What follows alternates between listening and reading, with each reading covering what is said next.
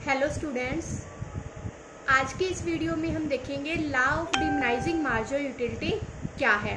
मतलब कि marginal utility हमेशा डिमिनाइज होती है, ये कैसा होता है। Students, according to law of diminishing marginal utility, when a consumer consume a commodity more and more, the utility of that commodity become decline, the marginal utility of that commodity become decline.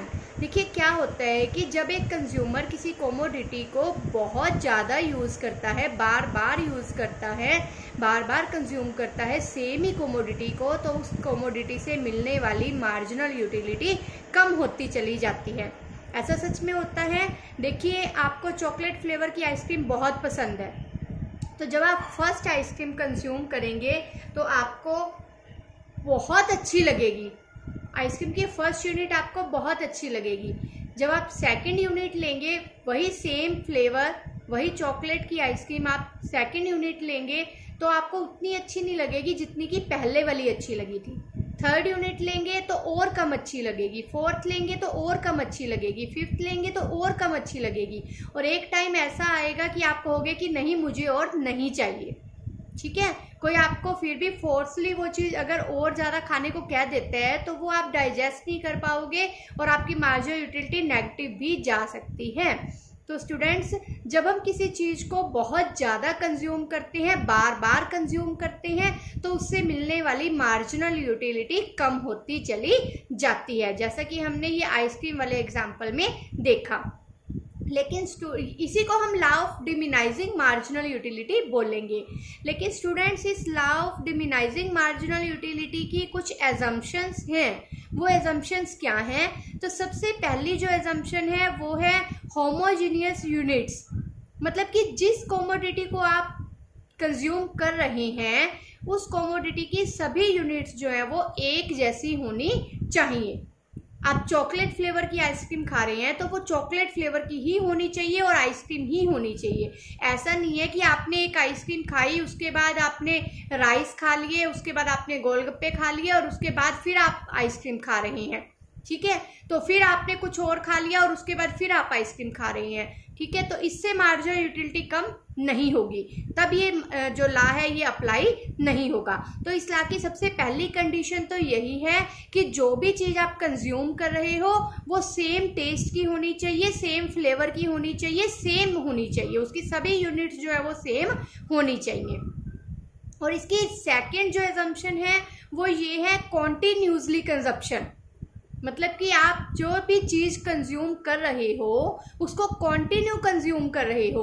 ये नहीं है कि आपने एक ice cream खाई और बाहर टहलने चले गए, उसके बाद घर दोबारा आए तो एक और खा ली और फिर दोबारा से फिर से खेलना शुरू कर दिया। फिर आप दोबारा आए, आपने एक और खाई और फिर थोड़ी देर के लिए बाहर घूमने चले गए। तो इस तरीके से तो आप 10, 12, 13 कितनी भी आइसक्रीम खा सकते हैं, मार्जिनल यूटिलिटी जो है वो डिमिनाइज नहीं होगी। ठीक है, तो ये लॉ अप्लाई नहीं होगा। तो इसकी ये एजम्पशन है कि ये लॉ तभी अप्लाई होगा, मार्जिनल यूटिलिटी तभी डिमिनाइज होगी जब आप कॉन्टिन्यू कंजप्शन कर रहे हैं, जब आप किसी चीज को कॉन्टिन्यू कंज्यूम कर रहे हैं बिना किसी टाइम गैप के। आपने एक आइसक्रीम ली, उसके जस्ट बाद दूसरी ली, उसके जस्ट बाद तीसरी ली, उसके जस्ट बाद फोर्थ ली, तो आपका जो law of diminishing marginal utility है ये अप्लाई होगा। उस आइसक्रीम से मिलने वाली यूटिलिटी डेफिनेटली कम हो जाएगी। और इसकी जो थर्ड एजम्पशन है वो ये है कि स्टैंडर्ड यूनिट्स, यानी कि आप उस कोमोडिटी की स्टैंडर्ड यूनिट्स में कंजप्शन कर रहे हैं, आप उस कोमोडिटी को स्टैंडर्ड यूनिट्स में कंज्यूम कर रहे हैं। ये नहीं है कि आइसक्रीम की आपने ठीक है एक बाइट ली और फ्रीजर में रख दी और फिर थोड़ी देर बाद फिर एक बाइट ली और फ्रीजर में रख दी और फिर थोड़ी देर बाद फिर एक बाइट ली और फ्रीजर में रख दी। इस तरीके से मार्जिनल यूटिलिटी कम नहीं होगी। ठीक है, तो आप उसको एक स्टैंडर्ड यूनिट में कंज्यूम कर रहे हैं, पूरी की पूरी एक सॉफ्टी कंज्यूम कर रहे हैं, उसके बाद दूसरी सॉफ्टी कंज्यूम कर रहे हैं, फिर तीसरी, फिर फोर्थ, फिर फिफ्थ, तब जो है मार्जिनल यूटिलिटी वो डिक्लाइन होगी। मान लीजिए आप राइस खा रहे हैं, ठीक है, आपकी सिस्टर राइस खा रही है, आपने एक स्पून लिया, उसके बाद आपने थोड़ा सा एक स्पून और दियो, एक और ले लिया, फिर एक स्पून और दियो, एक और ले, इससे डिमिनाइज नहीं होगी मार्जिनल यूटिलिटी। इससे तो उल्टा इंक्रीज होगी ना, आपका मन करता जाएगा और मिले और मिले, जब तक आपको सफिशिएंट क्वांटिटी नहीं मिल जाती उस चीज़ की। तो इसकी एक कंडीशन ये है कि आप उस कोमोडिटी को एक स्टैंडर्ड यूनिट में कंज्यूम कर रहे हैं। आप पूरी एक प्लेट राइस खा रहे हैं, उसके बाद सेकंड प्लेट राइस की खा रहे हैं, फिर थर्ड प्लेट राइस की खा रहे हैं, तो राइस से मिलने वाली मार्जिनल यूटिलिटी डेफिनेटली कम होगी। तो स्टूडेंट्स, ये कुछ एजम्पशंस थी इस लॉ की, तो ये एजम्पशंस को अगर अप्लाई होंगी तभी ये लॉ काम करेगा। अब हम इस law of diminishing marginal utility को एक टेबल और डायग्राम की हेल्प से अंडरस्टैंड करेंगे। ठीक है, ये है यूनिट्स ऑफ कंज्यूम्ड, जो भी आइसक्रीम या जो भी राइस हमने जो कंज्यूम किए हैं उसकी यूनिट्स हैं। उसके बाद आपको टोटली, मैंने वही पीछे वाली टेबल से ही समझाने की कोशिश कर रही हूँ मैं। टोटल यूटिलिटी आप चाहे तो ले भी सकते हैं, चाहे तो इसे इग्नोर भी कर सकते हैं, अवॉइड भी कर सकते हैं। तो फर्स्ट से आपको 8 मिली, सेकंड से टोटल यूटिलिटी 14 मिली, थर्ड से 18 मिली। आप देख रहे हैं कि टोटल यूटिलिटी जो है वो इंक्रीज हो रही है, लेकिन किस रेट से? डिक्रीजिंग रेट से। पहले 6 यूनिट इंक्रीज हुई, फिर 4 यूनिट इंक्रीज हुई, फिर 2 यूनिट इंक्रीज हुई, फिर इंक्रीज नहीं हुई, फिर डिक्रीज हुई। ठीक है, तो टोटल यूटिलिटी भी इंक्रीज हो रही है, लेकिन डिक्रीजिंग रेट से इंक्रीज हो रही है। तो मार्जिनल यूटिलिटी आप देखिए, आपने जब सेकंड आइसक्रीम कंज्यूम की तो कितनी थी? 6, थर्ड ली तो 4, फोर्थ ली तो 2, फिफ्थ ली तो 0, सिक्स ली तो -2। तो हम क्या देख रहे हैं कि जैसे जैसे आइसक्रीम का कंजप्शन इंक्रीज हो रहा है, आइसक्रीम से मिलने वाली मार्जिनल यूटिलिटी क्या हो रही है? डिक्लाइन, डिमिनाइज हो रही है। 6 से 4, 4 से 2, 2 से 0, 0 से -2। ठीक है, क्योंकि जैसे जैसे हम किसी चीज़ को ज़्यादा कंज्यूम करते हैं तो उस चीज़ से हमारा मन भर जाता है ना, तो उससे मिलने वाली यूटिलिटी कम हो जाती है। हम इसको एक डायग्राम से भी अंडरस्टैंड करेंगे। OY पर मैंने मार्जिनल यूटिलिटी ली है और OX पर यूनिट्स ऑफ आइसक्रीम ली है। ठीक है, और ये है मार्जिनल यूटिलिटी कर्व, यानी कि जब मैंने फर्स्ट आइसक्रीम कंज्यूम की टेबल के अकॉर्डिंग भी और डायग्राम के अकॉर्डिंग भी, तो मार्जिनल यूटिलिटी बहुत हाई थी, और जैसे ही सेकंड यूनिट कंज्यूम की तो मार्जिनल यूटिलिटी कम हो गई, थर्ड यूनिट कंज्यूम की तो मार्जिनल यूटिलिटी और कम हो गई, फोर्थ कंज्यूम की तो और कम हो गई, फिफ्थ कंज्यूम की तो 0 हो गई। यानी कि मैं फुल सेटिस्फेक्शन लेवल पे पहुंच चुकी हूँ, मेरा पेट पूरी तरह से भर चुका है। लेकिन अगर मुझे एक और कंज्यूम करनी पड़ जाए तो क्या होगा कि मार्जिनल यूटिलिटी जो है वो डिक्लाइन हो जाएगी, नेगेटिव में चली जाएगी, पेट दर्द हो जाएगा, सर्दी लग जाएगी। ठीक है, तो मार्जिनल यूटिलिटी डिक्लाइन हो जाएगी। तो स्टूडेंट्स, यही था law of diminishing marginal utility. According to this law, as a consumer consume a commodity more and more, the marginal utility of that commodity will be decline. तो students, आज हम next topic भी कर ही लेते हैं इस चैप्टर का, जो कि है consumer equilibrium. Students, consumer equilibrium क्या होता है? Listen carefully. कंज्यूमर इक्विलिब्रियम वो सिचुएशन है जिसमें एक कंज्यूमर जो है वो अपनी सेटिस्फेक्शन को मैक्सिमम कर लेता है और वो अपने बिहेव में तब तक कोई चेंज करना पसंद नहीं करता जब तक कि सर्कमस्टांसिस में कोई चेंज ना आ जाए। एक बार इसको एक एग्जांपल से अंडरस्टैंड करेंगे। मान लीजिए मुझे सैलरी मिली और मैं मार्केट में गई। ठीक है, मार्केट में मैंने अपनी इनकम को डिफरेंट कमोडिटीज पे इस तरीके से सेपरेट किया कि मेरी सेटिस्फेक्शन मैक्सिमम हो जाए। लेकिन मैं घर आई तो मैंने सोचा कि अरे मुझे ये चीज़ नहीं, मुझे ये लेनी चाहिए थी, मुझे ये इसकी बजाय ये इतनी लेनी चाहिए थी। ठीक है, इसका मतलब कि मैं जो हूँ सेटिस्फेक्शन लेवल पे नहीं पहुंची और मैं नेक्स्ट टाइम अपने बिहेव को चेंज करना चाहूँगी। नेक्स्ट मंथ में मुझे सैलरी मिली, मैं फिर से मार्केट में गई। ठीक है, तो मैंने फिर से बहुत सारी कमोडिटीज परचेज की और मैं घर आई तो मुझे यूं लगा कि मैंने बहुत अच्छी शॉपिंग की है, मैंने बहुत अच्छे तरीके से अपनी मनी को यूटिलाइज किया है। ठीक है, और मैं ये कहूँगी कि मैं हर मंथ इसी तरीके से अपनी मनी को यूटिलाइज करूँगी। तो इसका मतलब क्या है कि मेरी सेटिस्फेक्शन जो है वो मैक्सिमम लेवल पे है और मैं अपने बिहेव में कोई चेंज नहीं करूंगी जब तक कि मेरी इनकम में चेंज ना आ जाए या फिर कमोडिटीज के प्राइस में चेंज ना आ जाए। तो students, consumer equilibrium is a situation when consumer maximize his satisfaction, जब कंज्यूमर अपनी सेटिस्फेक्शन को मैक्सिमम कर लेता है and he does not like to change his behaviour until there is no change in the circumstances. वो अपने behave में तब तक कोई चेंज नहीं करेगा जब तक कि सर्कमस्टांसिस में कोई चेंज ना आ जाए। तो स्टूडेंट्स कंज्यूमर इक्विलिब्रियम को हम दो केस में स्टडी कर सकते हैं, एक तो वन कमोडिटी केस में, एक टू या more than to commodities case में। तो वन कमोडिटी केस में हम देखेंगे कि एक कंज्यूमर कब इक्विलिब्रियम में होता है, जब वो अपनी इनकम को सिर्फ एक ही कमोडिटी पे स्पेंड कर रहा है। ठीक है, तो students according to this approach consumer equilibrium में तब होगा जब marginal utility of X commodity जो कि वो परचेज कर रहा है उससे मिलने वाली मार्जिनल यूटिलिटी और उस कमोडिटी के लिए जो वो प्राइस दे रहा है, प्राइस ऑफ एक्स कमोडिटी, दोनों क्या हो जाए, इक्वल हो जाए। ठीक है, इसकी पहली कंडीशन यही है कि कंज्यूमर इक्विलिब्रियम में तभी होगा, वो सेटिस्फैक्शन के मैक्सिमम लेवल पर तभी होगा जब marginal utility of X commodity is equal to हो प्राइस ऑफ एक्स कमोडिटी। इस फॉर्मूले को हम लास्ट में अंडरस्टैंड करेंगे, उससे पहले मैं आपको एक टेबल और डायग्राम से इसे समझाने की कोशिश करती हूँ।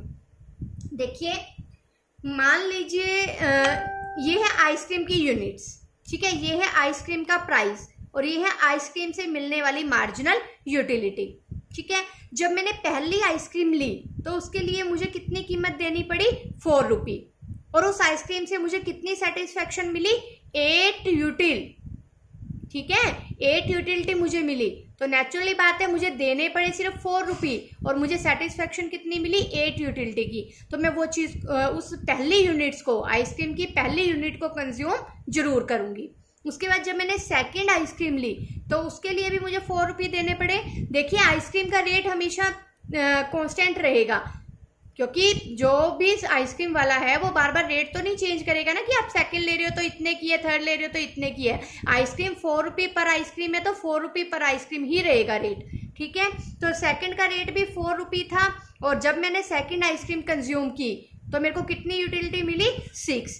जब मैंने, तो नेचुरली बात है सरप्लस में हूं ना, मैं 2 यूटिलिटी एक्स्ट्रा मिल रही है ना, तो इसीलिए मैं इस आइसक्रीम को भी कंज्यूम करूंगी। तो उसके बाद जब मैंने थर्ड आइसक्रीम कंज्यूम की तो उसके लिए भी मुझे कितनी मनी देनी पड़ी, 4 रुपये, और यूटिलिटी कितनी मिली, 4।